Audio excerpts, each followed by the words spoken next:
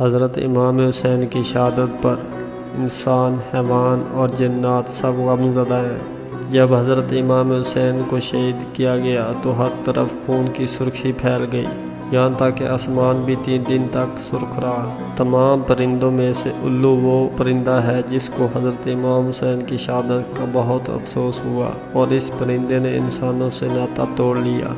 یہ بے زبان پرندہ بھی اتنا سمجھتا ہے کہ حضرت امام حسین، جو اللہ کے نبی حضرت محمد کی گود میں کھیل کر بڑے ہوئے، جو جنت میں نوجوانوں کا سردار ہے، ایک بے زبان پرندہ یہ بات سمجھتا ہے، پر افسوس کہ کافر دماغ اور زبان رکھتے ہوئے بھی نہ سمجھ سکے۔ جب سے امام حسین کی شہادت ہوئی تب سے الو نے آبادی میں رہنا چھوڑ دیا اور ویرانی میں رہنا شروع کر دیا۔ الو صرف باہر رات کو نکلتا ہے، دن کو وہ بس تنہا ویران جگہ پر رہتا ہے۔ جب حضرت امام حسین کو شہید کیا گیا تو الو نے قسم کھا لی کہ اب کبھی وہ آبادی میں نہیں رہے گا، بلکہ تنہا ویران جگہ پر رہے گا، اور اب الو رات بھر غمگین رہتا ہے یہاں تک کہ صبح ہو جاتی ہے۔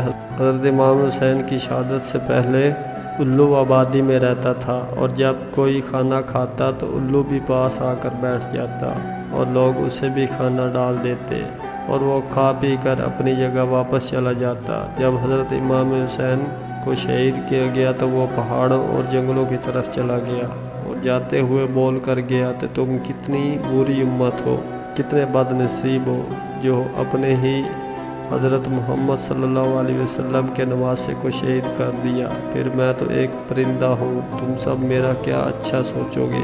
بہتر ہے میں اپنی حفاظت خود کروں۔ اور یہ بول کر وہ چلا گیا۔ اب وہ سارا دن کچھ کھاتا پیتا نہیں اور دن کو روزے رکھتا ہے، جبکہ شام کو حضرت امام حسین کی شہادت کی یاد میں غمزدہ رہتا ہے۔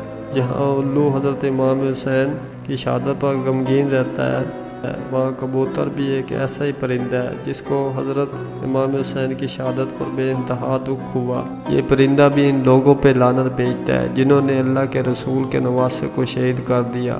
امام جعفر علیہ السلام کا کہنا ہے کہ کبوتروں کو گھروں میں پال لو، کیونکہ حضرت امام حسین کے قاتلوں کو بد دعائیں اور لعنت بھیجتا ہے۔ امام جعفر علیہ السلام کہتے ہیں کہ ایک دن میں داؤد کے گھر بیٹھا ہوا اور وہاں ایک کبوتر دیکھا جو زور زور سے کچھ بول رہا ہے، تو میں نے پوچھا داؤد تم جانتے ہو یہ کبوتر کیا کہہ رہا ہے؟ آپ نے فرمایا نہیں، میں نہیں جانتا۔